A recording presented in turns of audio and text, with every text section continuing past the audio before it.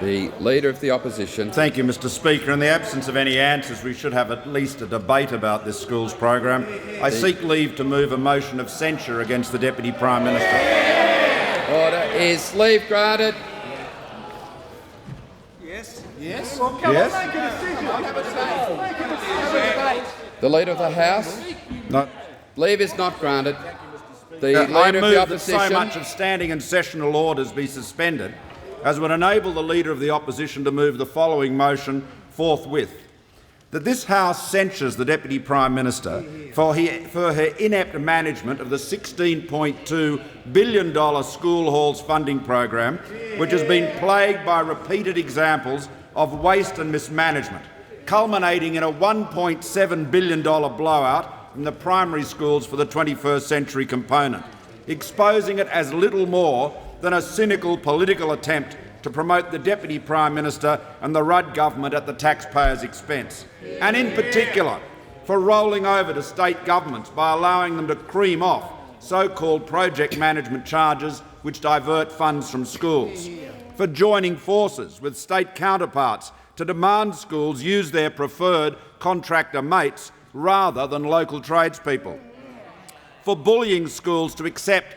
mass-produced demountables and one-size-fits-all projects rather than what local communities want, with a threat that if they speak out, they will get nothing, for ignoring advice from principals, education experts, the education union, building firms, planning experts and the opposition about how to improve this program, for providing funding for projects and schools that are closing, for designing a program that effectively treats public and non-government schools very differently, allowing non-government schools the flexibility to build the projects they want or need, while government schools are forced to work within the rigid and incompetent confines of state education bureaucracies, for forcing all schools in Australia to display taxpayer-funded signs which have been declared political advertisements for the Labor Party by the Australian Electoral Commissioner, for being the first in line to take credit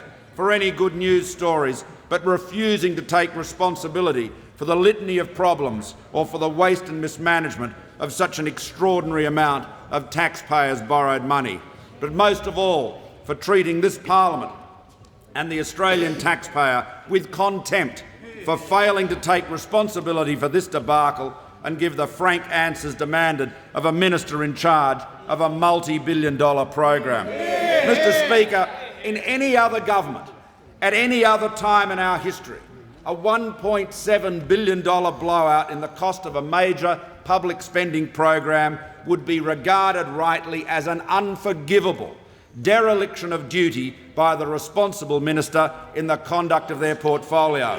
But not this government, and certainly not this minister. This Deputy Prime Minister is scornful of all or any scrutiny. She is disdainful of all or any attempts to hold her to account for the spectacular waste and mismanagement occurring under her watch.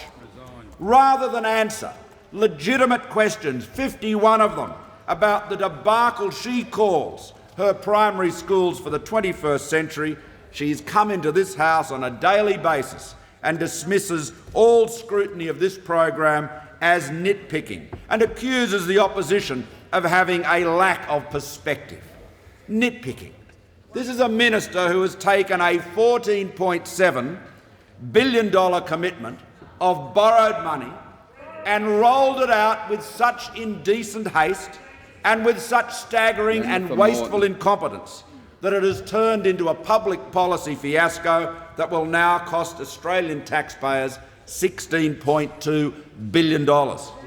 And not only is this program running away over its projected cost, it's a one-size-fits-all program that ignores the pleas from school communities to give them the buildings and the facilities they actually want and need. Every day, more and more principals and parents feel compelled to come forward with horror stories of faceless bureaucrats imposing on them buildings that cost more than they should and do nothing to address their needs.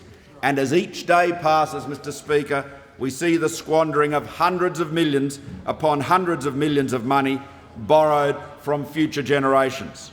And every day this Deputy Prime Minister walks into Parliament and refuses point blank to answer questions about the failings in her portfolio. We have never seen a Deputy Prime Minister more willing to treat this Parliament and the Australian taxpayer with such contempt by refusing to answer for her mismanagement. And it is a mismanagement which we warned the government about. Back in February, when they proposed this school hall program, when the Julia Gillard Memorial Assembly Hall program was rolled out and announced in this House, we said that we had very grave doubts about the capacity of the government to spend $14 billion in the days when it was only $14 billion on school halls through state governments in 2 years. And we proposed instead a different approach that reflected the difference in our values. Because the difference between us and Labor is that Labor believes government knows best. The Julia Gillard Memorial Assembly Hall is what you need, whether you know it or not. That's the message from the Deputy Prime Minister. And we proposed a $3 billion school stimulus program based on the investing in our schools program, which would have reached out to school communities and said to them, as our program did when we were in government, and said, what do you need? What do you want? What is the project, the building, the renovation, the equipment that you need? Let us know what it is and we'll support it. And if the government had taken that counsel, and it's not too late for them to take that counsel, then they would at least ensure they would actually have school projects being built that represent what the schools need. Now today, Mr Speaker, we've heard about the Colbinaban Primary School. The Deputy Prime Minister dismissed that with contempt. That's just a bit of nitpicking, apparently. The President of the School Council, Raman Rathjen, said, and I quote, "The choices regarding the expenditure of BER funds have been virtually non-existent as the one-size-fits-all approach has not satisfied our particular needs." He went on to say, "We feel obliged to raise our concern in order that funds do deliver value for money." Isn't that at Colbinaban? The school community is concerned about delivering value for taxpayers' money, but the Deputy Prime Minister is not. What does that say about the values of this government? The parents and citizens of a small school in rural Australia, they want to get value for money. They want to see the government delivering value for money. They want to see expenditure on projects that are really needed, and the Deputy Prime Minister does not care. She dismisses it as nitpicking and accuses us, and no doubt the P&C at Colbinaban, of having a lack of perspective. And then we've heard today also of the bizarre funding saga at the Annangrove Public School. Having received an $850,000 grant, the school is told they are going to get a library. However, they already have a library that they're more than happy with. The school asked for a hall, and a library was the least desired option offered to them by the Education Department. In other words, they got the thing they wanted the least. It gets worse. The library they're getting is essentially a demountable. In February, the New South Wales Education Department was costing these libraries at $285,000. That's what they said they cost. They're now being charged $727,000 for a library they didn't want and don't need. A $442,000 markup in 7 months. Where's that money gone to? Does the Deputy Prime Minister care? She does not care. She says that's just nitpicking. The school cares. The school is concerned. The citizens of Australia, the taxpayers of Australia, are concerned about this. And so we are seeing right through this program the inevitable consequence of Labor's wasteful, hasty, reckless borrowing and spending.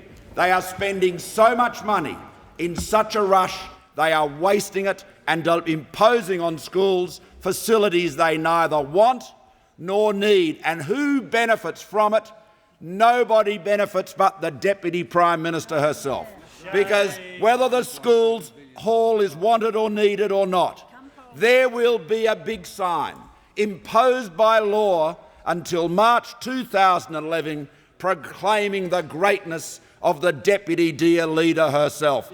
Mr Speaker, this is a disgraceful waste of public funds, and it reflects an indifference to recognising the importance of managing our public finances in the public interest.